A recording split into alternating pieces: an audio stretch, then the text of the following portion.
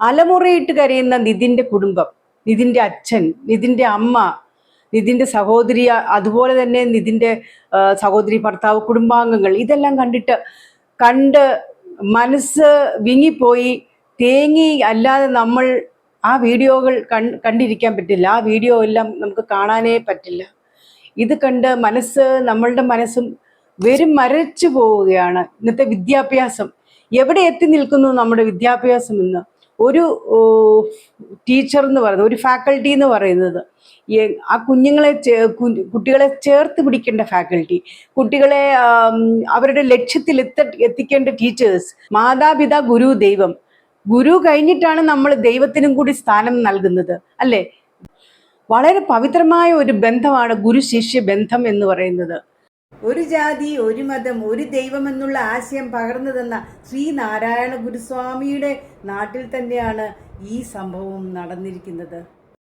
വളരെയധികം ദുഃഖമുണ്ടാക്കുന്ന, വളരെയധികം നികൃഷ്ടമായ, വളരെയധികം ക്രൂരമായ ഒരു അവസ്ഥയാണിത്.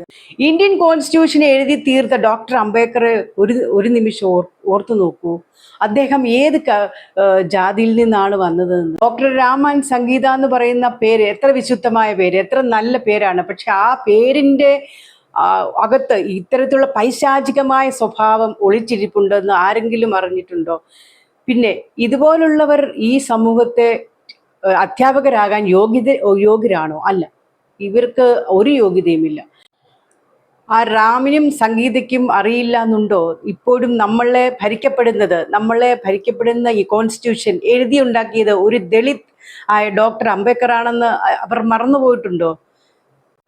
കേരളത്തിൽ ജാതിയുടെയും മതത്തിൻ്റെയും അത്ര വിവേചനം ഉണ്ടായിരുന്നില്ല. നമ്മൾ പല നോർത്തേൺ സ്റ്റേറ്റ്സിലും വളരെ കൂടുതലാണ്.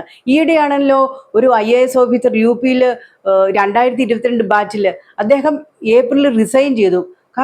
കാരണം അദ്ദേഹത്തിന് പറ്റുന്ന ഒരു റോൾ, പറ്റുന്ന ഡ്യൂട്ടീസ് അദ്ദേഹത്തിനെ ഏൽപ്പിക്കുന്നില്ല ചുമതല. ബിക്കോസ് അദ്ദേഹം ഒരു ലോവർ കാസ്റ്റ് ആയതുകൊണ്ട്. ഇന്ത്യയുടെ പല ഭാഗങ്ങളിലും, എസ്പെഷ്യലി നോർത്തേൺ സ്റ്റേറ്റ്സിലും ഒക്കെ ഇതേ സംഭവങ്ങളാണ് നടക്കുന്നത്. ജാതിയുടെയും മതത്തിൻ്റെയും അടിസ്ഥാനത്തിൽ ഒരുപാട് വൈകൃതങ്ങൾ നടക്കുന്നുണ്ട്. ആ IAS ഓഫീസർ എത്ര കഷ്ടപ്പെട്ടിട്ടാണ് ഒരു IAS നേടിയത്? ഒരു ഡോക്ടറേറ്റ് നേടിയിട്ടോ അല്ലെങ്കിൽ കുറെ സർട്ടിഫിക്കറ്റ്സ് നേടിയാലോ മനുഷ്യത്വം ഉള്ളവൻ ആകണമെന്നില്ല. അത് ഏത് ജോലി ചെയ്താലും അതിൽ മനുഷ്യത്വം ഉണ്ടാകണം. സമൂഹത്തിൽ എല്ലാ നിലയിലുള്ള ആൾക്കാരെയും, എല്ലാവരെയും, ഓരോരുത്തരെയും ഷേപ്പ് ചെയ്ത് എടുക്കുന്നത് ഓരോ ടീച്ചറാണ്, ഓരോ അധ്യാപകനാണ്. ഡോക്ടർ രാമനെയും സംഗീതയെയും പോലുള്ളവർ ഈ സമൂഹത്തിന് ആവശ്യമേ ഇല്ല.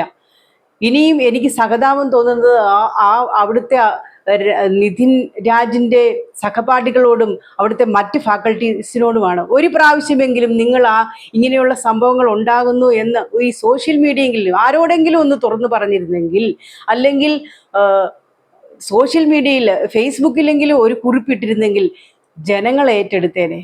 തീർച്ചയായിട്ടും കുഞ്ഞുങ്ങളെ ചേർത്ത് നിർത്താത്ത ഒരു അധ്യാപകൻ ഒരിക്കലും ഒരു അധ്യാപകനേ ആകുന്നില്ല. നിതിൻ്റെ കുടുംബത്തിനും നിതിനും നീതി കിട്ടും എന്ന് ആശ്വസിച്ചുകൊണ്ട് താങ്ക് യു.